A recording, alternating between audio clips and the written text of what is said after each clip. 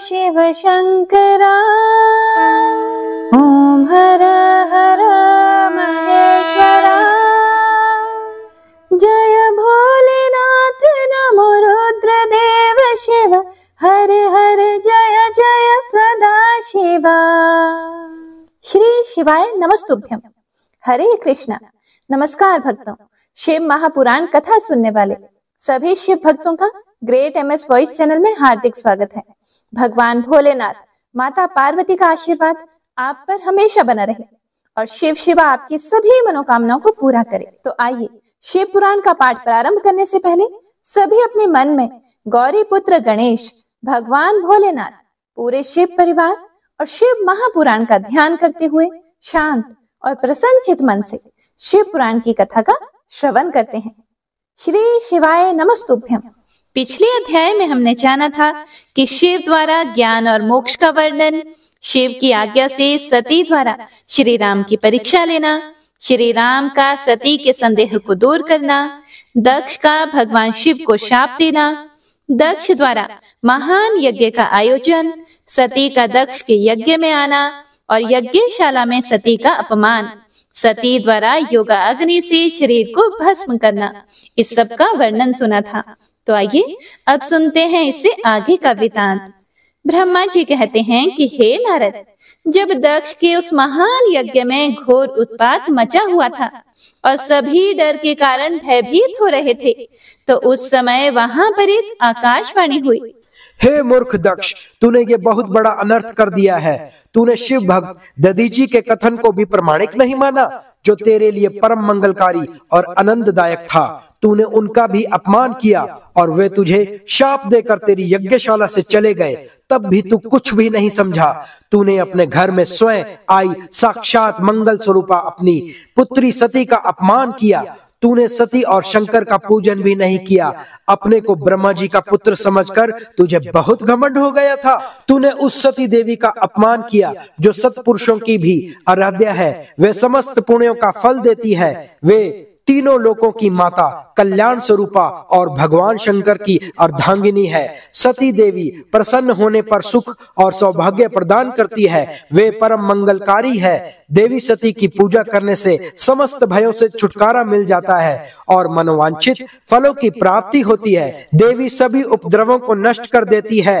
वे ही परम शक्ति है तथा कीर्ति, संपत्ति, भोग और मोक्ष प्रदान करती है। वे ही जन्मदात्री है, अर्थात जन्म देने वाली माता है। वे ही इस जगत की रक्षा करने वाली आदि शक्ति है और वे ही प्रलय काल में जगत का संहार करने वाली है। सती ही भगवान विष्णु सहित ब्रह्मा, इंद्र, चंद्र, अग्नि, सूर्यदेव आदि सभी देवताओं की जननी है। वे साक्षात जगदम्बा है। वे ही दुष्टों का नाश करने वाली और भक्तों की रक्षा करने वाली है। ऐसी उत्तम महिमा और गुणों वाली भगवान शिव की प्राण प्रिया धर्म पत्नी का तूने इस यज्ञ में अपमान किया है। भगवान शिव तो परम ब्रह्म परमेश्वर है। वे सबके स्वामी हैं। वे सबका कल्याण करते हैं। सभी मनुष्य प्रभु का दर्शन पाने की अभिलाषा सदैव अपने मन में रखते हैं। दर्शनों की इच्छा के लिए घोर तपस्या करते हैं। वे भगवान शिव ही जगत को धारण कर उनका पालन पोषण करते हैं। वे ही समस्त विद्याओं के ज्ञाता और मंगलों का भी मंगल करने वाले हैं। वे ही समस्त मनोकामनाओं को पूरा करते हैं। हे दुष्ट दक्ष, तूने उन परम शक्तिशाली भगवान शिव की शक्ति की अवहेलना करके बहुत बुरा किया है। इसलिए तेरे इस महायज्ञ के विनाश को कोई नहीं रोक सकता। जिनके चरणों की धूल शेषनाग रोज अपने मस्तक पर धारण करता है, जिनके चरण कमल का ध्यान करने से ब्रह्मा को ब्रह्मत्व प्राप्त हुआ है, तूने उनका और उनकी पत्नी सती का पूजन न करके बहुत अनिष्ट किया है। भगवान शिव ही इस संपूर्ण जगत के पिता और उनकी पत्नी देवी सती इस जगत की माता है। तूने उन माता पिता का सत्कार ना कर उनका घोर अपमान किया है। अब तेरा कल्याण कैसे हो सकता है? तूने स्वयं दुर्भाग्य से अपना नाता जोड़ लिया है। तूने देवी सती और भगवान शिव की भक्ति भाव से आराधना नहीं की। तेरी यह सोच कि कल्याणकारी शिव का पूजन किए बिना भी मैं कल्याण का भागी हो सकता हूँ, तुझे ले डूबी है। तेरा सारा घमंड नष्ट हो जाएगा। यहाँ बैठा कोई भी देवता शिव जी के विरुद्ध होकर तेरी सहायता नहीं कर पाएगा। यदि करना भी चाहेगा तो स्वयं भी नष्ट हो जाएगा। अब तेरा अमंगल निश्चित है। सभी देवता और मुनिगण यज्ञ मंडप को छोड़कर तुरंत यहाँ से अपने अपने धाम को चले जाएं, अन्यथा सबका नाश हो जाएगा। हे प्रिय भक्तों, इस प्रकार यज्ञशाला में उपस्थित सभी लोगों को चेतावनी देकर वह आकाशवाणी मौन हो गई। ब्रह्मा जी आगे कहते हैं कि हे नारद, उस आकाशवाणी को सुनकर सभी देवता और मुनि आश्चर्य से इधर उधर देखने लगे। उनके मुंह से एक भी शब्द नहीं निकला। वे अत्यंत भयभीत हो गए थे। उधर भृगु के मंत्रों से उत्पन्न गणों द्वारा भगाए गए शिवगण, जो कि नष्ट होने से बच गए थे, शिव जी की शरण में चले गए और वहां पहुंचकर उन्होंने प्रभु को हाथ जोड़कर प्रणाम किया और वहां यज्ञ में जो कुछ भी हुआ था उसका और सती के शरीर त्यागने का सारा वृतांत शिव को सुनाया। शिवगण बोले कि हे महेश्वर, दक्ष बड़ा ही दुरात्मा और घमंडी है। उसने माता सती का बहुत अपमान किया है। वहां उपस्थित देवताओं ने भी उनका आदर सत्कार नहीं किया। उस घमंडी दक्ष ने यज्ञ में आपका भाग भी नहीं दिया। हे प्रभु, दक्ष ने आपके प्रति बुरे शब्द कहे। आपके विषय में ऐसी बातें सुनकर माता क्रोधित हो गई और उन्होंने अपने पिता की बहुत निंदा की। जब दक्ष ने उनका भी अपमान किया तो वे शांत होकर सोचने लगी। फिर उन्होंने वहां उपस्थित सभी देवताओं और मुनियों को फटकारा जिन्होंने आपका अनादर किया था। उन्होंने कहा कि शिव निंदा सुनकर मैं जीवित नहीं रह सकती। यह कहकर उन्होंने योगा अग्नि में जलकर अपना शरीर भस्म कर दिया। यह देखकर बहुत से पार्षदों ने माता के साथ ही अपने शरीर की आहुति दे दी। तब हम सब शिवगण उस यज्ञ को विध्वंस करने के लिए तेजी से आगे बढ़े, परंतु हे प्रभु, भृगु ऋषि ने मंत्रों द्वारा गणों को उत्पन्न करके हम पर आक्रमण कर दिया। हम में से बहुत से गणों को उन भृगु के गणों ने मार डाला। तब वहां एक आकाशवाणी हुई जिसने कहा कि दक्ष, तुम्हारा अंत अब निश्चित है तथा जो भी देवता एवं मुनि तुम्हारा साथ देंगे वे भी पाप के भागी बनकर मृत्यु को प्राप्त होंगे। यह सुनकर सभी उपस्थित लोग वहां से चले गए और हम यहाँ आपको इस विषय में बताने के लिए आपके पास चले आए। हे कल्याणकारी भगवान शिव, आप उस महादुष्ट अधर्मी दक्ष को उसके अपराध का कठोर दंड अवश्य दें। ऐसा कहकर सभी गण मौन हो गए। ब्रह्मा जी बोले कि हे नारद, अपने पार्षदों की बातें सुनकर भगवान शिव ने उस यज्ञ की सारी बातें और जानकारी जानने के लिए तुम्हारा स्मरण किया। उनके स्मरण करते ही तुम वहां जा पहुंचे और भक्ति भाव से नमस्कार करके चुपचाप खड़े हो गए। तब महादेव जी ने तुमसे दक्ष के यज्ञ के विषय में पूछा। तब तुमने उत्तम भाव से उस यज्ञशाला में जो जो हुआ था वह सब वृतांत उन्हें सुना दिया। सारी बातों से अवगत होते ही भगवान शिव अत्यंत क्रोधित हो गए। पराक्रमी शंकर के क्रोध का कोई भी अंत ना रहा। तब लोक संहारी शंकर ने अपनी जटा का एक बाल उखाड़कर उसे कैलाश पर्वत पर दे मारा। जैसे ही वह बाल जमीन पर गिरा, उसके 2 टुकड़े हो गए। उस समय वहां बहुत भयंकर गर्जना हुई। बाल के प्रथम भाग से महापराक्रमी महाबली वीरभद्र प्रकट हुए, जो समस्त शिवगणों में शिरोमणि हैं। उनका शरीर बहुत बड़ा और विशाल था। उनकी 1000 भुजाएं थी। उस जटा के दूसरे भाग से अत्यंत भयंकर और करोड़ों भूतों से घिरी हुई महाकाली उत्पन्न हुई। उस समय रुद्रदेव के क्रोध पूर्वक सांस लेने से 100 प्रकार के ज्वर और अनेक प्रकार के रोग पैदा हो गए। वे सभी शरीरधारी, क्रूर और भयंकर थे। वे अग्नि के समान तेज से प्रज्वलित थे। तब वीरभद्र और महाकाली ने दोनों हाथ जोड़कर भगवान शिव को प्रणाम किया। वीरभद्र बोले, हे महारुद्र, आपने सोम, सूर्य और अग्नि को अपने तीनों नेत्रों में धारण किया है। हे प्रभु, कृपा कर मुझे आज्ञा दीजिए कि मुझे क्या कार्य करना है। क्या मुझे पृथ्वी के सभी समुद्रों को एक क्षण में सुखाना है या संपूर्ण पर्वतों को पीसकर पल भर में ही मसलकर चूर्ण बनाना है? हे प्रभु, मैं इस ब्रह्मांड को भस्म कर दूं या मुनियों को जला दूं? हे भगवान, आपका आदेश पाकर मैं समस्त लोकों में उलट पुलट कर सकता हूँ। आपके इशारा करने से ही मैं जगत के समस्त प्राणियों का विनाश कर सकता हूँ। आपकी आज्ञा पाकर मैं इस संसार में सभी कार्यों को कर सकता हूँ। हे प्रभु, मेरे समान पराक्रमी ना तो कोई हुआ है और ना ही होगा। भगवान, आपकी आज्ञा से हर कार्य सिद्ध हो सकता है।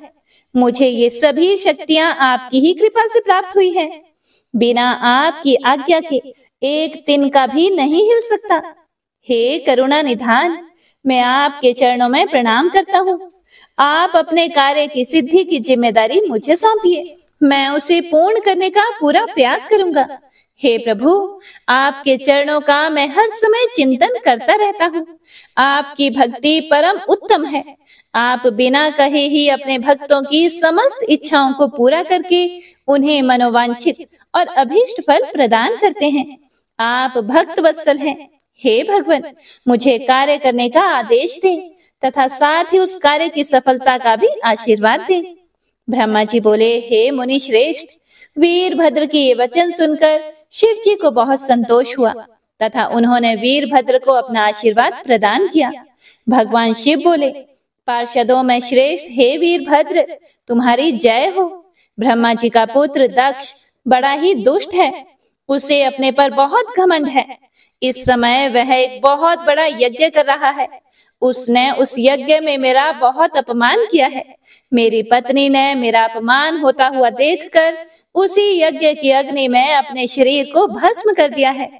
अब तुम सपरिवार उस यज्ञ में जाओ। वहां यज्ञशाला में जाकर तुम उस यज्ञ को विनष्ट कर दो। यदि देवता, गंधर्व अथवा कोई अन्य तुम्हारा सामना करे और तुम्हें ललकारे तो तुम उसे वहीं पर भस्म कर देना।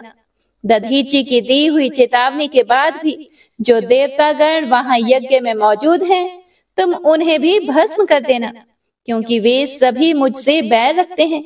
तुम उन सभी को बंधु बांधुओं सहित जलाकर भस्म कर देना। वहां कलशों में भरे हुए जल को पी लेना। इस प्रकार वैदिक मर्यादा के पालक भक्त वत्सल करुणा निधान शिव ने क्रोधित होकर वीरभद्र को यज्ञ का विनाश करने का आदेश दे दिया। ब्रह्मा जी कहते हैं कि हे नारद, महेश्वर के आदेश को आदर पूर्वक सुनकर वीरभद्र ने शिव जी को प्रणाम किया। उसके बाद उनसे आज्ञा लेकर वीरभद्र यज्ञशाला की ओर चल दिए। शिव जी ने प्रलय की अग्नि के समान और करोड़ों गणों को उनके साथ भेज दिया। वीरभद्र शिव जी जैसा वेश धारण करके ऐसे रथ पर चढ़कर चले जो 400 हाथ लंबा था, और इस रथ को 10,000 शेर खींच रहे थे, और बहुत से हाथी, शार्दुल, मगर, मत्स्य उस रथ की रक्षा के लिए आगे आगे चल रहे थे। काली, कात्यायनी, ईशानी, चामुंडा, मुंडमर्दिनी, भद्रकाली, भद्रा, त्वरिता और वैष्णवी नामक नव दुर्गाओं ने भी भूतों पिशाचों के साथ दक्ष के यज्ञ का विनाश करने के लिए उस ओर प्रस्थान किया। हे महामुनि नारद, उस समय वीरभद्र की उस यात्रा में करोड़ों सैनिक अर्थात शिवगण एवं भूत पिशाच शामिल थे। इसी प्रकार महाकाली की सेना भी शोभा पा रही थी। इस प्रकार वीरभद्र और महाकाली दोनों की विशाल सेनाएं उस दक्ष के यज्ञ का विनाश करने के लिए गाजे बाजे के साथ आगे बढ़ने लगी। उस समय अनेक शुभ शगुन होने लगे। ब्रह्मा जी बोले, हे नारद, जब वीरभद्र और महाकाली की विशाल चतुरंगिनी सेना अत्यंत तीव्र गति से दक्ष के यज्ञ की ओर बढ़ी तो यज्ञ उत्सव में अनेक प्रकार के अपशुगन होने लगे। वीरभद्र के चलते ही यज्ञ में विध्वंस की सूचना देने वाला उत्पात होने लगा। दक्ष की बाईं आंख, बाईं भुजा और बाईं जांघ फड़कने लगी। वाम अंगों का फड़कना बहुत अशुभ होता है। उस समय यज्ञशाला में भूकंप आ गया। दक्ष को कम दिखाई देने लगा। भरी दोपहर में उसे आसमान में तारे दिखने लगे। दिशाएं धुंधली हो गई। सूर्य में काले काले धब्बे दिखाई देने लगे। ये धब्बे बहुत डरावने लग रहे थे। बिजली और अग्नि के समान सारे नक्षत्र उन्हें टूट टूट कर गिरते हुए दिखने लगे। वहां यज्ञशाला में हजारों गिद्ध दक्ष के सिर पर मंडराने लगे। वहां अनेक प्रकार के अपशगुन होने लगे। फिर उसी समय वहां आकाशवाणी हुई, ओ महामूर्ख दुष्ट दक्ष, तेरे जन्म को धिक्कार है। तू बहुत बड़ा पापी है। तूने भगवान शिव की बहुत अवहेलना की है। तूने देवी सती, जो साक्षात जगदम्बा रूप है, का भी अनादर किया है। सती ने तेरी वजह से ही अपने शरीर को योगाग्नि में जलाकर भस्म कर दिया है। तुझे तेरे कर्मों का फल जरूर मिलेगा। साथ ही यहाँ उपस्थित सभी देवताओं और ऋषि मुनियों को भी अवश्य ही उनकी करनी का फल मिलेगा। भगवान शिव तुम्हें तुम्हारे पापों का फल जरूर देंगे। हे प्रिय भक्तों, इस प्रकार कहकर वह आकाशवाणी मौन हो गई। उस आकाशवाणी को सुनकर और वहां यज्ञशाला में प्रकट हो रहे अनेक अशुभ लक्षणों को देखकर दक्ष तथा वहां उपस्थित सभी देवतागण भय से कांपने लगे। दक्ष को अपने द्वारा किए गए व्यवहार का स्मरण होने लगा। उसे अपने किए पर बहुत पछतावा होने लगा। तब दक्ष सहित सभी देवता श्री हरि विष्णु की शरण में गए। वे डरे हुए थे। भय से कांपते हुए वे सभी लक्ष्मीपति विष्णु जी से अपने जीवन की रक्षा के लिए प्रार्थना करने लगे। दक्ष बोले, हे विष्णु, हे कृपा निधान, मैं बहुत भयभीत हूँ। आपको ही मेरी और मेरे यज्ञ की रक्षा करनी है। प्रभु, आप ही इस यज्ञ के रक्षक हैं। आप साक्षात यज्ञ स्वरूप हैं। आप हम सब पर अपनी कृपा दृष्टि बनाइए। हम सब आपकी शरण में आए हैं। हे प्रभु, हमारी रक्षा करें ताकि यज्ञ का विनाश ना हो। ब्रह्मा जी आगे कहते हैं कि हे नारद, इस प्रकार जब दक्ष ने भगवान विष्णु के चरणों में गिरकर उनसे प्रार्थना की, उस समय दक्ष का मन भय से बहुत अधिक व्याकुल था। तब श्री हरि ने दक्ष को उठाकर अपने मन में करुणा निधान भगवान शिव का स्मरण किया और शिव तत्व के ज्ञाता श्री हरि दक्ष को समझाते हुए बोले कि हे दक्ष, तुम्हें तत्व का ज्ञान नहीं है, इसीलिए तुमने सबके अधिपति भगवान शंकर की अवहेलना की है। भगवान की स्तुति के बिना कोई भी कार्य सफल नहीं हो सकता। उस कार्य में अनेक परेशानियां आती हैं। जहाँ पूजनीय व्यक्तियों की पूजा नहीं होती, वहाँ गरीबी, मृत्यु तथा भय का निवास होता है। इसीलिए तुम्हें भगवान शिव का सम्मान करना चाहिए, परंतु तुमने महादेव का सम्मान और आदर सत्कार नहीं किया, बल्कि तुमने उनका घोर अपमान किया है। इसी के कारण तुम्हारे ऊपर घोर संकट के बादल मंडरा रहे हैं। मैं तुम पर छाए हुए इस संकट से तुम्हें उबारने में पूर्णतः असमर्थ हूँ। ब्रह्मा जी कहते हैं कि हे नारद, भगवान विष्णु के वचन सुनकर दक्ष सोच में डूब गया। उसके चेहरे का रंग उड़ गया और वे घोर चिंता में पड़ गए।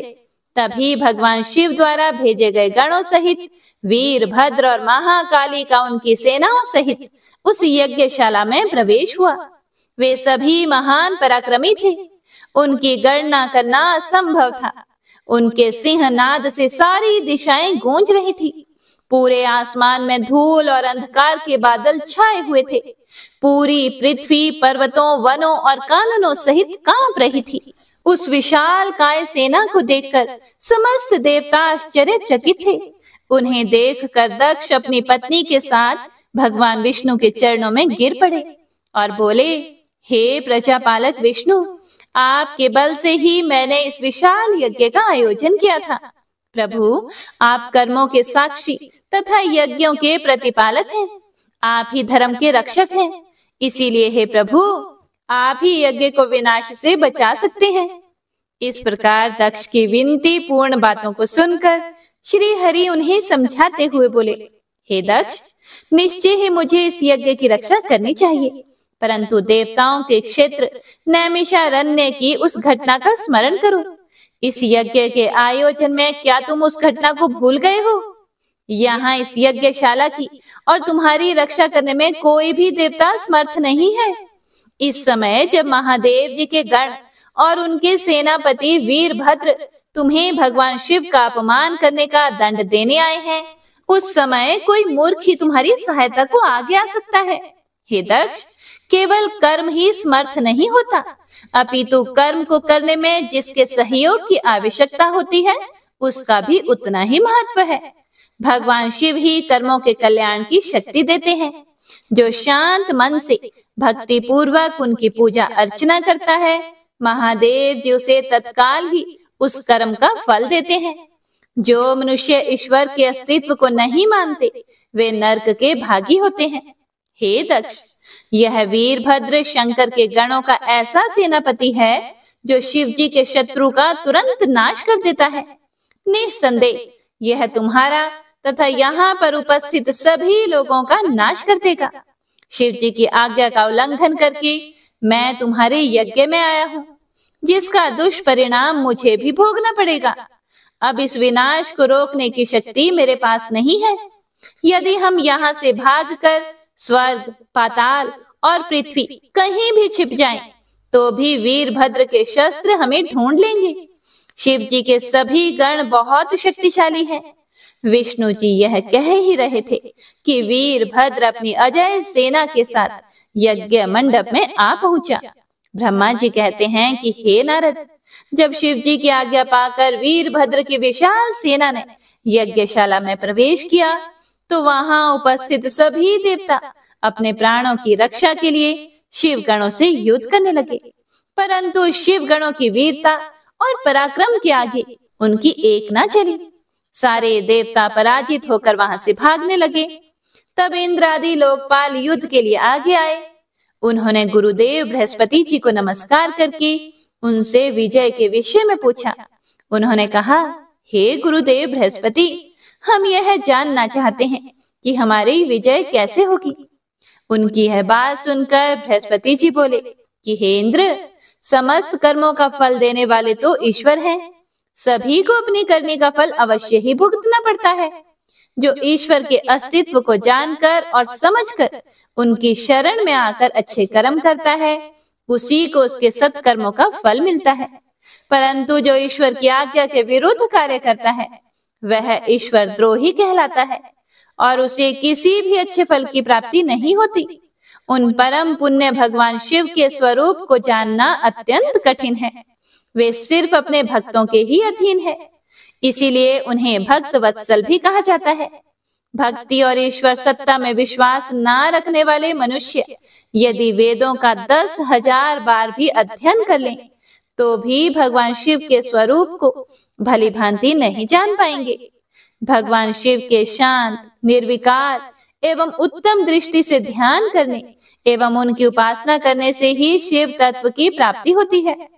तुम उन करुणा निधान भगवान महेश्वर की अवहेलना करने वाले उस मूर्ख दक्ष के निमंत्रण पर यहाँ इस यज्ञ में भाग लेने आ गए हो। भगवान शिव की पत्नी देवी सती का भी इस यज्ञ में घोर अपमान हुआ है। उन्होंने इसी यज्ञ में अपने प्राणों की आहुति दे दी है। इसी कारण भगवान शंकर ने रुष्ट होकर इस यज्ञ का विध्वंस करने के लिए वीरभद्र के नेतृत्व में अपने शिवगणों को भेजा है। अब इस यज्ञ के विनाश को रोक पाना किसी के भी वश में नहीं है। अब चाहकर भी तुम लोग कुछ नहीं कर सकते। बृहस्पति जी के ये वचन सुनकर इंद्र सहित अन्य देवता चिंता में पड़ गए। सभी वीरभद्र और अन्य शिवगण उनके पास पहुंच गए। वहां वीरभद्र ने उन सभी को बहुत डांटा और फटकारा। गुस्से से वीरभद्र ने इंद्र सहित सभी देवताओं पर अपने तीखे बाणों से प्रहार करना शुरू कर दिया। बाणों से घायल हुए सभी देवताओं में हाहाकार मच गया और वे अपने प्राणों की रक्षा के लिए यज्ञ मंडप से भाग खड़े हुए। यह देखकर वहां उपस्थित सभी ऋषि मुनि भयभीत होकर श्री हरि के सम्मुख प्राण रक्षा के लिए प्रार्थना करने लगे। तब मैं और विष्णु जी वीरभद्र से युद्ध करने के लिए उनके पास गए और हमें देखकर वीरभद्र, जो पहले से ही क्रोधित थे, हम सबको डांटने लगे। उनके कठोर वचनों को सुनकर विष्णु जी मुस्कुराते हुए बोले, हे शिव भक्त वीरभद्र, मैं भी भगवान शिव का ही भक्त हूँ। उनमें मेरी अपार श्रद्धा है। मैं उन्हीं का सेवक हूँ। परंतु दक्ष अज्ञानी और मूर्ख है। यह सिर्फ कर्म कांडों में ही विश्वास रखता है। जिस प्रकार महेश्वर भगवान अपने भक्तों के ही अधीन है, उसी प्रकार मैं भी अपने भक्तों के ही अधीन हूँ। दक्ष मेरा अनन्य भक्त है। उसकी बारंबार प्रार्थना पर मुझे इस यज्ञ में उपस्थित होना पड़ा। हे वीरभद्र, तुम रुद्रदेव के रौद्र रूप अर्थात क्रोध से उत्पन्न हुए हो। तुम्हें भगवान शंकर ने इस यज्ञ का विनाश करने के लिए यहाँ भेजा है। उनकी आज्ञा तुम्हारे लिए शिरोधार्य है। मैं इस यज्ञ का रक्षक हूँ अतः इसे बचाना मेरा पहला कर्तव्य है। इसीलिए तुम भी अपना कर्तव्य निभाओ और मैं भी अपना कर्तव्य निभाता हूँ। हम दोनों को ही अपने उत्तरदायित्व की रक्षा के लिए आपस में युद्ध करना पड़ेगा। हे प्रिय भक्तों, भगवान विष्णु के ये वचन सुनकर वीरभद्र हंसकर बोला कि आप मेरे परमेश्वर भगवान शिव के भक्त हैं। यह जानकर मुझे अति प्रसन्नता हुई। हे भगवान, मैं आपको नमस्कार करता हूँ। आप मेरे लिए भगवान शिव के समान ही पूजनीय है। मैं आपका आदर करता हूँ, परंतु शिव आज्ञा के अनुसार मुझे इस यज्ञ का विनाश करना है। यह मेरा कर्तव्य है और यज्ञ का रक्षक होने के नाते इसे बचाना आपका उत्तरदायित्व है। अतः हम दोनों को ही अपना अपना कार्य करना है। तब श्री हरि और वीरभद्र दोनों ही युद्ध के लिए तैयार हो गए। उसके बाद दोनों में घोर युद्ध हुआ। अंत में वीरभद्र ने भगवान विष्णु के सुदर्शन चक्र को जड़ कर दिया, उनके धनुष के 3 टुकड़े कर दिए। वीरभद्र विष्णु जी पर भारी पड़ रहे थे। तब उन्होंने वहां से अंतर्ध्यान होने का विचार किया। सभी देवता और ऋषिगण यह समझ चुके थे कि यह जो कुछ भी हो रहा है वह देवी सती के प्रति अन्याय और शिव जी के अपमान का ही परिणाम है। इस संकट की घड़ी में कोई भी उनकी रक्षा नहीं कर सकता। तब वे देवता और ऋषिगण शिव जी का स्मरण करते हुए अपने अपने लोक को चले गए और मैं भी दुखी मन से अपने सत्य लोक को चलाया। उस यज्ञ स्थल पर बहुत उपद्रव हुआ।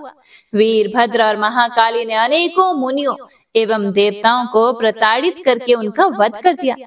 भृगु, पूषा और भग नामक देवताओं को उनकी करनी का फल देते हुए उन्हें पृथ्वी पर फेंक दिया। हे नारद, यज्ञशाला में उपस्थित सभी देवताओं को डराकर और मारकर वीरभद्र ने वहां से भगा दिया और जो बाकी बचे उनको भी मार डाला। तब उन्होंने यज्ञ के आयोजक दक्ष को, जो कि भय के मारे अंतर्वेदी में छिपा हुआ था, बलपूर्वक उसे पकड़ लिया। वीरभद्र ने दक्ष के शरीर पर अनेकों वार किए। वे दक्ष का सिर तलवार से काटने लगे, परंतु दक्ष के योग के प्रभाव से वह सिर काटने में असफल रहे।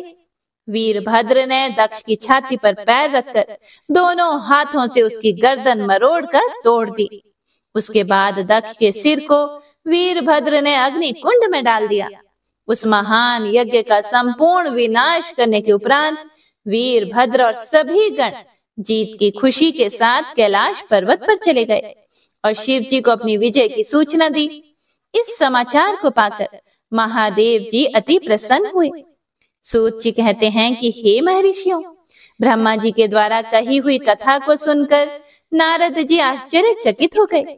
तब उन्होंने ब्रह्मा जी से पूछा कि भगवान विष्णु शिव जी को छोड़कर अन्य देवताओं के साथ दक्ष के यज्ञ में क्यों चले गए? क्या वे अद्भुत पराक्रम वाले भगवान शिव को नहीं जानते थे? क्यों श्री हरि ने रुद्रगणों के साथ युद्ध किया? कृपया करके मेरे अंदर उठने वाले इन प्रश्नों के उत्तर देकर मेरी शंकाओं का समाधान कीजिए। ब्रह्मा जी ने नारद जी के प्रश्नों के उत्तर देते हुए कहा कि हे मुनि श्रेष्ठ नारद, पूर्व काल में राजा क्षुभ की सहायता करने वाले श्री हरि को दधीचि मुनि ने शाप दे दिया था। इसीलिए वे भूल गए और दक्ष के यज्ञ में चले गए। प्राचीन काल में दधीचि मुनि महातेजस्वी राजा क्षुभ के मित्र थे, परंतु बाद में उन दोनों के बीच बहुत विवाद खड़ा हो गया।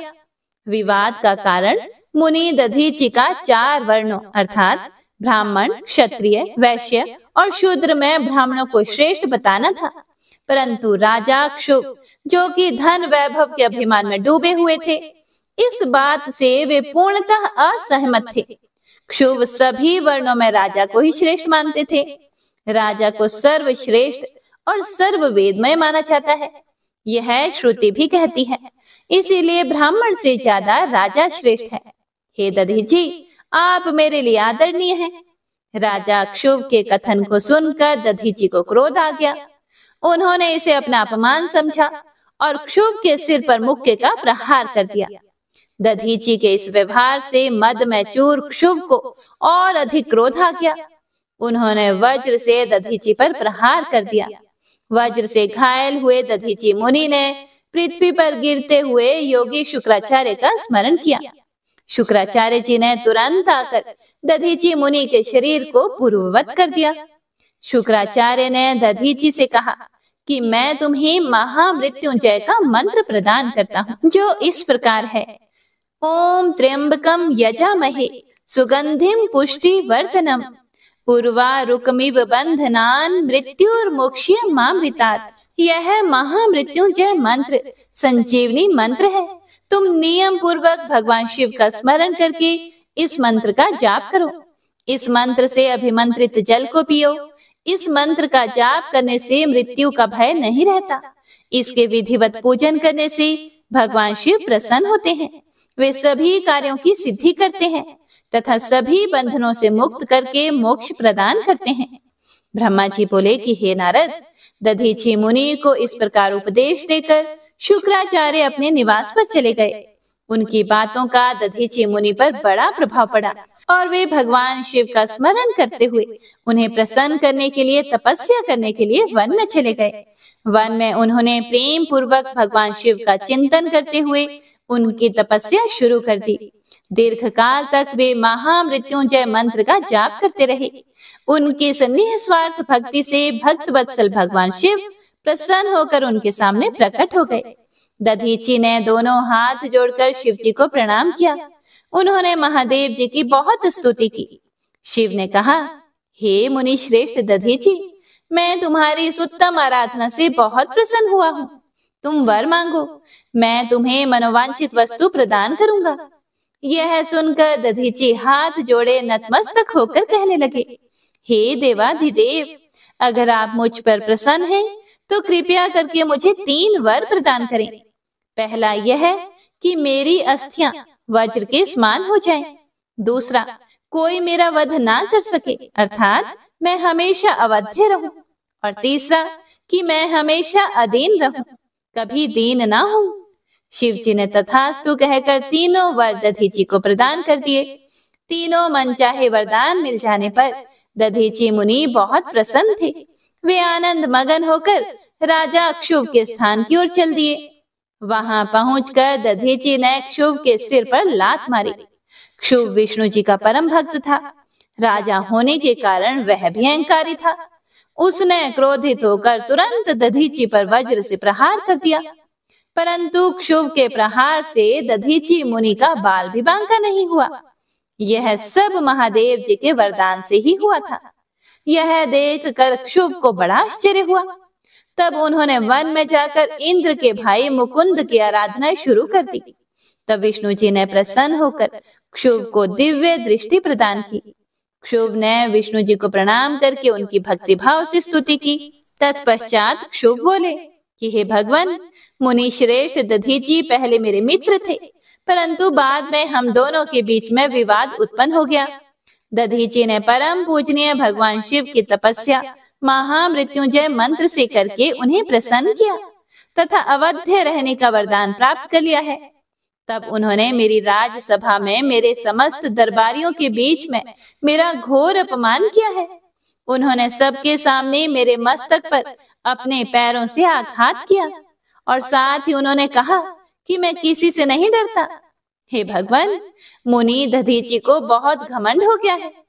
ब्रह्मा जी बोले कि हे नारद, जब श्री हरि को इस बात का ज्ञान हुआ कि दधीची मुनि को महादेव जी द्वारा अवध्य होने का आशीर्वाद प्राप्त है, तो वे कहने लगे कि क्षुभ, महादेव जी के भक्तों को कभी भी किसी प्रकार का भी भय नहीं होता है। यदि मैं इस विषय में कुछ करूं तो दधीची को बुरा लगेगा और वे शाप भी दे सकते हैं। उन्हीं दधीची के शाप से दक्ष यज्ञ में मेरी शिव जी से पराजय होगी। इसीलिए मैं इस संबंध में कुछ नहीं करना चाहता, परंतु ऐसा कुछ जरूर करूंगा जिससे आपको विजय प्राप्त हो। भगवान विष्णु के ये वचन सुनकर राजा चुप हो गए। ब्रह्मा जी बोले कि हे नारद, श्री हरि विष्णु अपने प्रिय भक्त राजा क्षुभ के हितों की रक्षा करने के लिए एक दिन ब्राह्मण का रूप धारण करके दधीची मुनि के आश्रम में पहुंचे और दधीची मुनि से बोले कि हे प्रभु, मैं आपसे एक वर मांगता हूँ। दधीची श्री विष्णु को पहचानते हुए बोले कि मैं समझ गया हूँ कि आप कौन हैं और क्या चाहते हैं, इसीलिए मैं आपसे क्या कहूँ। हे श्री हरि विष्णु, क्षुभ का कल्याण करने के लिए आप यह ब्राह्मण का वेश बनाकर आए हैं। आप ब्राह्मण वेश का त्याग कर दें। लज्जित होकर भगवान विष्णु अपने असली रूप में आ गए और महामुनि दधीची को प्रणाम करके बोले कि हे महामुनि, आपका कथन पूर्णतया सत्य है।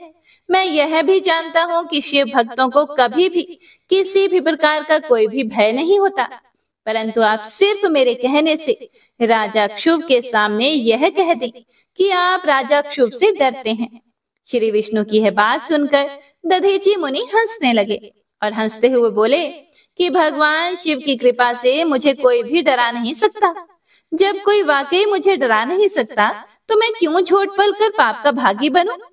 दधीची मुनि के इन वचनों को सुनकर विष्णु भगवान को बहुत क्रोध आया। उन्होंने मुनि दधीची को समझाने की बहुत कोशिश की। सभी देवताओं ने श्री विष्णु जी का ही साथ दिया। भगवान विष्णु ने दधीची मुनि को डराने के लिए अनेक गण उत्पन्न कर दिए, परंतु दधीची ने अपने सत से उनको भस्म कर दिया। तब विष्णु जी ने वहां अपनी मूर्ति प्रकट कर दी। यह देखकर दधीची मुनि बोले कि हे श्री हरि विष्णु, अब अपनी माया को त्याग दीजिए। आप अपने क्रोध और अहंकार का त्याग कर दीजिए। आपको मुझ में ही ब्रह्मा रुद्र सहित संपूर्ण जगत का दर्शन हो जाएगा। मैं आपको दिव्य दृष्टि प्रदान करता हूँ। तब विष्णु जी को दधीची मुनि ने अपने शरीर में पूरे ब्रह्मांड के दर्शन करा दिए। तब विष्णु जी का क्रोध बहुत बढ़ गया।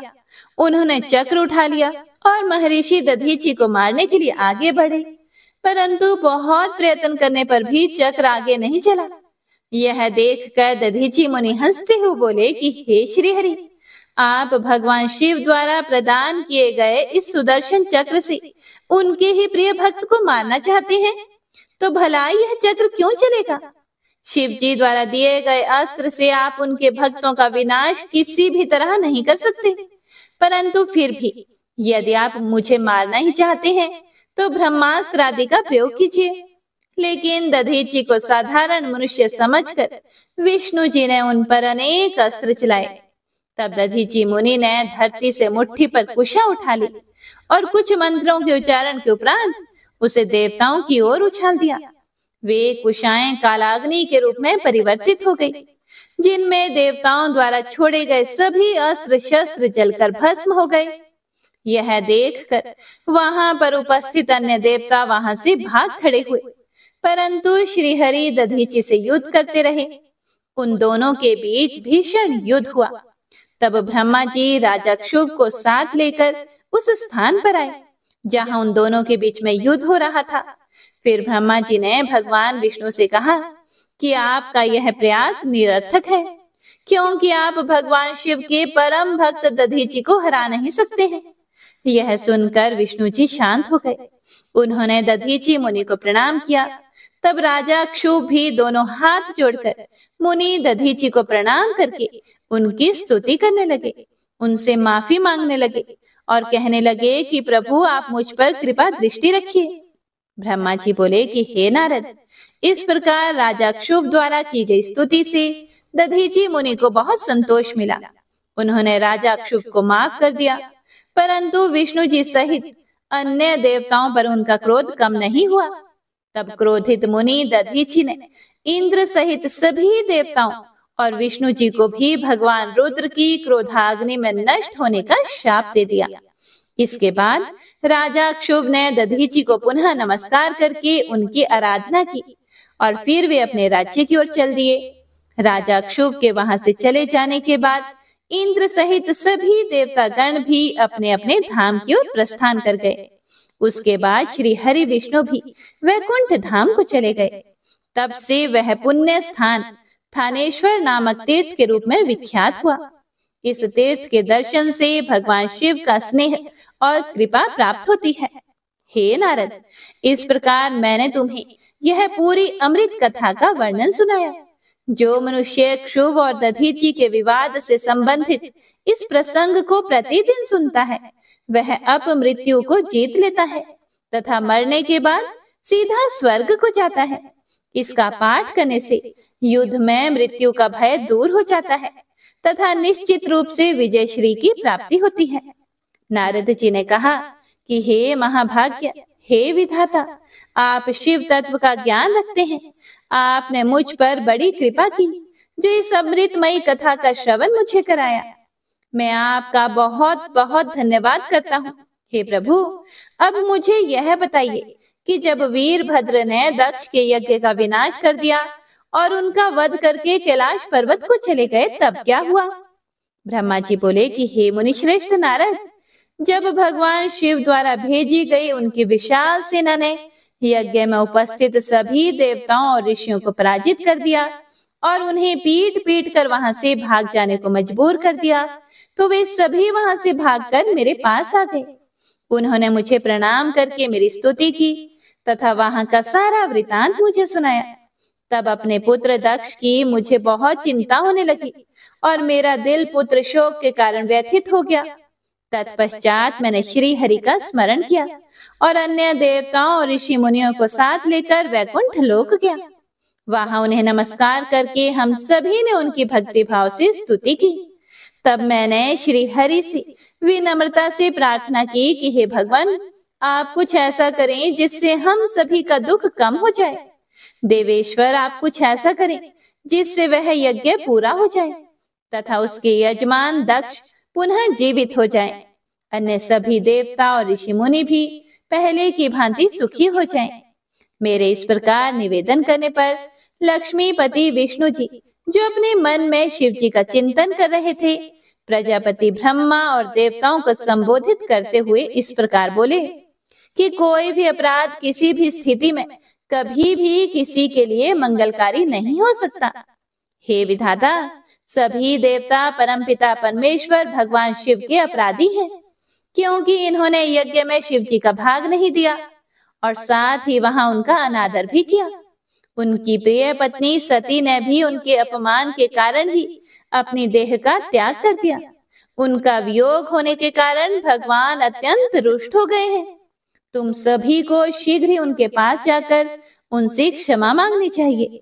भगवान शिव के पैर पकड़कर उनकी स्तुति करके उन्हें प्रसन्न करो, क्योंकि उनके कुपित होने से संपूर्ण जगत का विनाश हो सकता है। वे भक्त वत्सल हैं। यदि आप लोग चाहें तो मैं भी आपके साथ चलकर उनसे क्षमा याचना करूंगा। ऐसा कहकर भगवान श्री हरि, मैं और अन्य देवता एवं ऋषि मुनि आदि कैलाश पर्वत की ओर चल दिए। वह पर्वत बहुत ही ऊंचा और विशाल है। उसके पास में ही शिव जी के मित्र कुबेर का निवास स्थल अलकापुरी है। अलकापुरी महादिव्य एवं रमणीय है। हम लोग अलकापुरी से आगे उस विशाल वट वृक्ष के पास पहुँचे, जहाँ दिव्य योगियों द्वारा पूजित भगवान शिव विराजमान थे। तब उनके निकट पहुंचकर विष्णु आदि समस्त देवताओं ने अनेकों बार नमस्कार करके उनकी स्तुति की। भगवान शिव के साक्षात रूप का दर्शन करके विष्णु जी और सभी देवताओं ने दोनों हाथ जोड़कर और अपने मस्तक को झुकाकर दया सागर परमेश्वर शिव से क्षमा याचना की और कहा कि हे प्रभु, आपकी कृपा के बिना हम नष्ट भ्रष्ट हो गए हैं। अतः हे प्रभु, आप हम सबकी रक्षा करें। भगवान, हम आपकी शरण में आए हैं। हम पर अपनी कृपा दृष्टि बनाए रखें। इस प्रकार सभी देवता और ऋषि मुनि भगवान शिव का क्रोध कम करने और उनकी प्रसन्नता के लिए प्रार्थना करने लगे। देवताओं ने महादेव जी की बहुत स्तुति की और कहा कि हे भगवान, आप ही परम ब्रह्म हैं और इस जगत में सर्वत्र व्याप्त हैं। आप मृत्युंजय है। ब्रह्मा, विष्णु, इंद्र और चंद्र आदि देवता आपसे ही उत्पन्न हुए हैं। मृत्यु आपके भय से कांपती है। हे करुणा निधान, जिस प्रकार आज तक आपने हमारी हर विपत्ति से रक्षा की है, उसी प्रकार हमेशा अपनी कृपा दृष्टि बनाएं। वीरभद्र और महाकाली के प्रहारों से घायल हुए सभी देवताओं और ऋषियों को आरोग्य प्रदान करें। आप प्रजापति दक्ष के अपूर्ण यज्ञ को पूर्ण करते और दक्ष को पुनर्जीवित करते। साथ ही जिन देवताओं के अंग नष्ट हो गए हैं, उन्हें भी ठीक करते। ऐसा कहकर हम सभी देवता त्रिलोकीनाथ महादेव जी के चरणों में लेट गए। हमारी स्तुति और अनुनय विनय से भक्त वत्सल भगवान शिव प्रसन्न हो गए। शिव जी बोले, हे ब्रह्मा, हे श्री हरि विष्णु, आपकी बातों को मैं हमेशा मानता हूँ। इसीलिए आपकी प्रार्थना को मैं नहीं टाल सकता। परंतु मैं यह बताना चाहता हूँ कि दक्ष के यज्ञ का विध्वंस मैंने नहीं किया है। उसके यज्ञ का विध्वंस इसलिए हुआ है क्योंकि वह हमेशा दूसरों का बुरा चाहता है, उनसे द्वेष रखता है। परंतु जो दूसरों का बुरा चाहता है उसका ही बुरा होता है। अतः हमें कोई भी ऐसा कार्य नहीं करना चाहिए जिससे किसी को कष्ट हो। तुम्हारी प्रार्थना से मैंने तुम्हें क्षमा कर दिया है और तुम्हारी विनती मानकर मैं दक्ष को जीवित कर रहा हूँ। परंतु दक्ष का मस्तक अग्नि में जल गया है, इसीलिए उनके सिर के स्थान पर बकरे का सिर जोड़ना पड़ेगा। भग सूर्य के नेत्र से यज्ञ भाग को देख पाएंगे तथा पूषा के टूटे हुए दांत सही हो जाएंगे। मेरे गणों द्वारा मारे गए देवताओं के टूटे हुए अंग भी ठीक हो जाएंगे और भृगु की दाढ़ी बकरी जैसी हो जाएगी। ऐसा कहकर वेदी के अनुसरण करता परम दयालु भगवान शंकर मौन हो गए। तत्पश्चात ब्रह्मा जी और विष्णु जी सहित सभी देवताओं ने भगवान शिव का धन्यवाद किया। फिर देव ऋषियों सहित शिव जी को उस यज्ञ में आने के लिए आमंत्रित करके हम सभी लोग यज्ञ के स्थान पर गए जहाँ दक्ष ने अपना यज्ञ आरंभ किया था। उस कनखल नामक यज्ञ क्षेत्र में शिव जी भी पधारे। तब उन्होंने वीरभद्र द्वारा किए गए उस विध्वंस को देखा। स्वाहा, स्वधा, पूषा, तुष्टि, धृति, समस्त ऋषि, पितृ, अग्नि व यज्ञ, गंधर्व और राक्षस वहां पड़े हुए थे। कितने ही लोग अपने प्राणों से हाथ धो चुके थे। तब भगवान शिव ने अपने परम पराक्रमी सेनापति वीरभद्र का स्मरण किया। याद करते ही वीरभद्र तुरंत वहां प्रकट हो गए और उन्होंने भगवान शिव को नमस्कार किया। तब शिव जी हंसते हुए बोले कि हे वीरभद्र, तुमने तो थोड़ी सी देर में सारा यज्ञ विध्वंस कर दिया और देवताओं को भी दंड दे दिया। हे वीरभद्र, तुम इस यज्ञ का आयोजन करने वाले दक्ष को जल्दी से मेरे सामने ले आओ। भगवान शिव की आज्ञा पाकर वीरभद्र गए और दक्ष का शरीर वहां लाकर रख दिया, परंतु उसमें सिर नहीं था। दक्ष के शरीर को देखकर शिव जी ने वीरभद्र से पूछा कि दक्ष का सिर कहाँ है। तब वीरभद्र ने बताया कि दक्ष का सिर काट कर उसने यज्ञ की अग्नि में ही डाल दिया था। तब शिव जी के आदेशों के अनुसार बकरे का सिर दक्ष के धड़ में जोड़ दिया गया। जैसे ही शिव जी की कृपा दृष्टि दक्ष के शरीर पर पड़ी, वह जीवित हो गया। दक्ष के शरीर में प्राण आ गए और वह इस प्रकार उठ बैठा जैसे गहरी नींद से उठा हो। उठते ही उसने अपने सामने महादेव जी को देखा। उसने उठकर उन्हें प्रणाम किया और उनकी स्तुति करने लगा। उसके हृदय में प्रेम उमड़ आया और उसके प्रसन्नचित होते ही उसका कलुषित हृदय निर्मल हो गया। तब दक्ष को अपनी पुत्री का भी स्मरण हो गया और इस कारण दक्ष बहुत लज्जित महसूस करने लगा।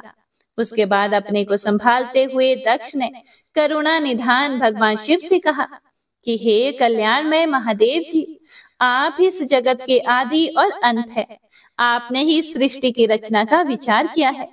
आपके द्वारा ही हर जीव की उत्पत्ति हुई है। मैंने आपके लिए अपशब्द कहे और आपको यज्ञ में भाग भी नहीं दिया। मेरे बुरे वचनों से आपको बहुत चोट पहुंची है, फिर भी आप मुझ पर कृपा कर यहाँ मेरा उद्धार करने आ गए। हे भगवान, आप ऐश्वर्य से संपन्न हैं। आप ही परमपिता परमेश्वर हैं। हे प्रभु, आप मुझ पर एवं यहाँ उपस्थित सभी जनों पर प्रसन्न होइए और हमारी पूजा अर्चना को स्वीकार कीजिए।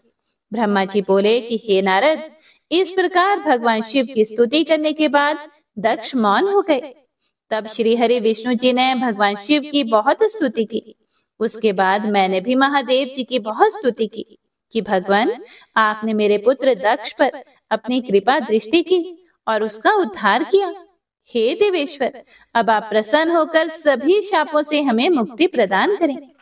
हे महामुनि, इस प्रकार महादेव जी की स्तुति करके मैं दोनों हाथ जोड़कर और सिर झुकाकर खड़ा हो गया।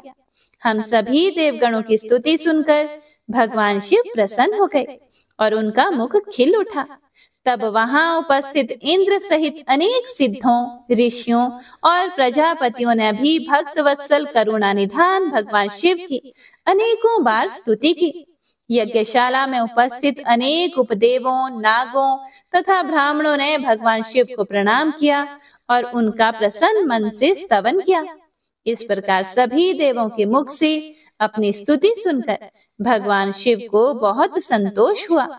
ब्रह्मा जी आगे कहते हैं कि हे नारद मुनि, इस प्रकार श्री हरि मेरे, देवताओं और ऋषि मुनियों की स्तुति से भगवान शंकर बहुत प्रसन्न हुए।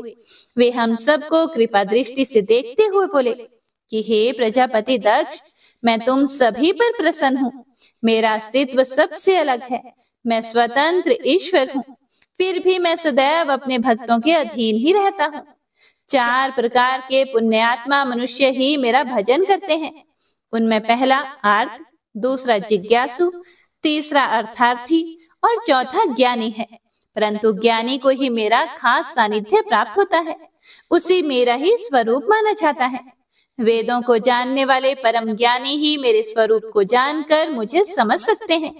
जो मनुष्य कर्मों के अधीन रहते हैं वे मेरे स्वरूप को नहीं पा सकते। इसीलिए तुम ज्ञान को जानकर शुद्ध हृदय एवं बुद्धि से मेरा स्मरण कर उत्तम कर्म को करो। हे दक्ष, मैं ही ब्रह्मा और विष्णु का रक्षक हूँ। मैं ही आत्मा हूँ। मैंने ही संसार की सृष्टि की है। मैं ही संसार का पालन करता हूँ। मैं ही दुष्टों का नाश करने के लिए सहारक बनकर उनका विनाश करता हूँ। बुद्धिहीन मनुष्य जो कि सदैव सांसारिक बंधनों और मोह माया में फंसे रहते हैं, कभी भी मेरा साक्षात्कार नहीं कर सकते। मेरे भक्त सदैव मेरे ही स्वरूप का चिंतन और ध्यान करते हैं। हम तीनों अर्थात ब्रह्मा, विष्णु और रुद्र देव एक ही हैं। जो मनुष्य हमें अलग ना मानकर हमारा एक ही स्वरूप मानता है, उसे सुख, शांति और समृद्धि की प्राप्ति होती है। परंतु जो अज्ञानी मनुष्य हम तीनों को अलग अलग मानकर हम में भेदभाव करते हैं, वे नरक के भागी होते हैं। हे प्रजापति दक्ष, यदि कोई श्री हरि का परम भक्त मेरी निंदा या आलोचना करेगा या मेरा भक्त होकर ब्रह्मा और विष्णु का अपमान करेगा, उसे निश्चय ही मेरे कोप का भागी होना पड़ेगा। तुम्हें दिए गए सभी शाप उसको लग जाएंगे। भगवान शिव के इन वचनों को सुनकर सभी देवताओं, ऋषि मुनियों तथा श्रेष्ठ विद्वानों को बहुत खुशी हुई तथा दक्ष भी प्रभु की आज्ञा मानकर अपने परिवार सहित शिव जी की भक्ति में मग्न हो गया। सब देवता भी महादेव जी का गुणगान करने लगे। वे शिव भक्ति में लीन हो गए और उनके भजनों को गाने लगे। इस प्रकार जिसने जिस प्रकार से भगवान शिव की स्तुति और आराधना की, भगवान शिव ने प्रसन्नता पूर्वक उसे ऐसा ही वरदान प्रदान किया। तत्पश्चात भक्तवत्सल भगवान शंकर जी से आज्ञा लेकर प्रजापति दक्ष ने अपना यज्ञ पुनः आरंभ किया। उस यज्ञ में उन्होंने सर्वप्रथम शिव जी का भाग दिया। सब देवताओं को भी उचित भाग दिया गया। यज्ञ में उपस्थित सभी ब्राह्मणों को दक्ष ने अपनी सामर्थ्य के अनुसार दान दिया। महादेव जी का गुणगान करते हुए दक्ष ने यज्ञ के सभी कर्मों को भक्ति पूर्वक संपन्न किया। इस प्रकार सभी देवताओं, मुनियों और ऋत्विजों के सहयोग से दक्ष का यज्ञ सानंद संपन्न हुआ। उसके बाद सभी देवताओं और ऋषि मुनियों ने महादेव जी के यश का गान किया और अपने अपने निवास की ओर चले गए। वहां उपस्थित अन्य लोगों ने भी शिव जी से आज्ञा मांगकर वहां से प्रस्थान किया। तब ब्रह्मा जी और विष्णु जी भी शिव वंदना करते हुए अपने अपने लोक को चल दिए। दक्ष ने करुणा निधान भगवान शिव की अनेकों बार स्तुति की और शिव जी को बहुत सम्मान दिया। तब वे भी प्रसन्न होकर अपने गणों को साथ लेकर कैलाश पर्वत पर चल दिए। कैलाश पर्वत पर पहुंचकर शिव जी को अपनी प्रिय पत्नी देवी सती की याद आने लगी। महादेव जी ने वहां उपस्थित गणों से उनके बारे में अनेक बातें की। वे उनको याद करके व्याकुल हो गए। हे नारद, मैंने तुम्हें सती के परम अद्भुत और दिव्य चरित्र का वर्णन सुनाया। यह कथा भोग और मोक्ष प्रदान करने वाली है। यह उत्तम वृतांत सभी कामनाओं को अवश्य ही पूरा करता है। इस प्रकार इस चरित्र को पढ़ने और सुनने वाला ज्ञानी मनुष्य पापों से मुक्त हो जाता है। उसे यश, स्वर्ग और आयु की प्राप्ति होती है। जो भी मनुष्य भक्ति भाव से इस कथा को पढ़ता है या सुनता है, उसे अपने सभी सत्कर्मों के फलों की प्राप्ति होती है। श्री शिवाय नमस्तुभ्यम। हे प्रिय भक्तों, तो आज का यह अध्याय यहीं पर समाप्त होता है। इससे आगे का वर्णन आप सभी भक्तजन अगले अध्याय में जरूर सुनिएगा। तो आइए अब सुनते हैं शिव चालीसा। श्री गणेश गिरिजा सुवन मंगल मूल सुजान, कहत अयोध्या दास तुम देहु अभय वरदान। जय गिरिजापति दीन दयाला, सदा करत संतन प्रतिपाला। बाल चंद्रमा सोहत नीके, कानन कुंडल नाग फनी के। अंग गौर शिर गंग बहाए, मुंड माल तन छार लगाए। वस्त्र खाल बाघंबर सोहे, छवि को देख नाग मुनि मोहे। मैना मातु की हवै दुलारे, बाम अंग सोहत छवि न्यारे।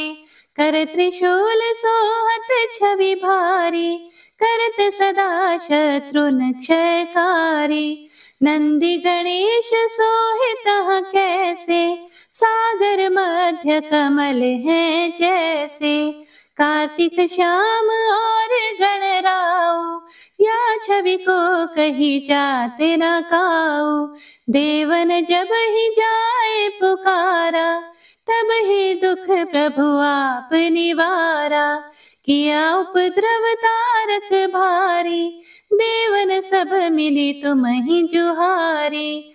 तुरत षडानन आप पठायो, लव निमेष महामारी गिरायो। आप जलंधर असुर सहारा, सुयश तुम्हार विदित संसारा। त्रिपुरासुर सन योथ मचाई, सब ही कृपा कर लीन बचाई। किया तप ही भागीरथ भारी, पूरब प्रतिज्ञा तसु पुरारी। दानिन मह तुम सम कोई नाही, सेवक स्तुति करत सदाही। वेद नाम महिमा तव गाई, अकथ अनादि भेद नहीं पाई।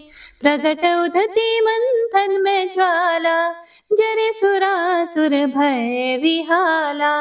किन्ह दया तह करी सहाई, नीलकंठ तब नाम कहाई। पूजन रामचंद्र जब कीन्हा, जीत के लंका विभीषण दीन्हा। सहस कमल में हो रहे धारी, किन्ह परीक्षा तब ही पुरारी। एक कमल प्रभु राखे जोई, कमल नयन पूजन जहाँ सोई। कठिन भक्ति देखी प्रभु शंकर, भय प्रसन्न दिए इच्छित वर।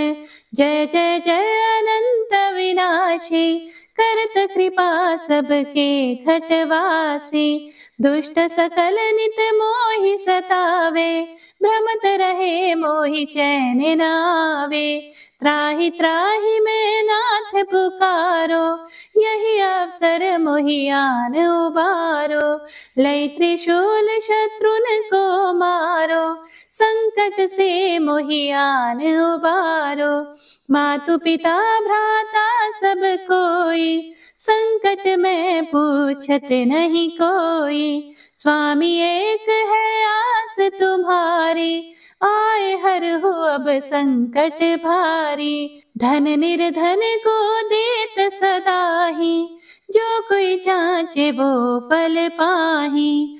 स्तुति के ही विधि करूं तुम्हारी, क्षम हो नाथ अब चूक हमारी। शंकर हो संकट के नाशन, मंगल कारण विघ्न विनाशन। योगी यति मुनि ध्यान लगावे, नारद शारद शीश नवावे। नमो नमो जय नमो शिवाय, सुर ब्रह्मादिक पार न पाय। जो यह पाठ करे मन लाई, ता पार होत है शंभु सहाई। ऋनिया जो कोई हो अधिकारी, पाठ करे सो पावन हारी। पुत्रहीन करे इच्छा कोई, निश्चय जय शिव प्रसाद ते ही होए। पंडित त्रयोदशी को लावे, ध्यान पूर्वक होम करावे। त्रयोदशी व्रत करे हमेशा, तन नहीं ताके रहे कलेशा। धूप दीप नैवेद्य चढ़ावे, शंकर सम्मुख पाठ सुनावे। जन्म जन्म के पाप नसावे, अंतवास शिवपुर में पावे। कहे अयोध्यास तुम्हारी, जानी सकल दुख हरहु हमारी। नित्य नेम कर प्रातहि, पाठ करूं चालीसा। तुम मेरी मनोकामना, पूर्ण करो जगदीश।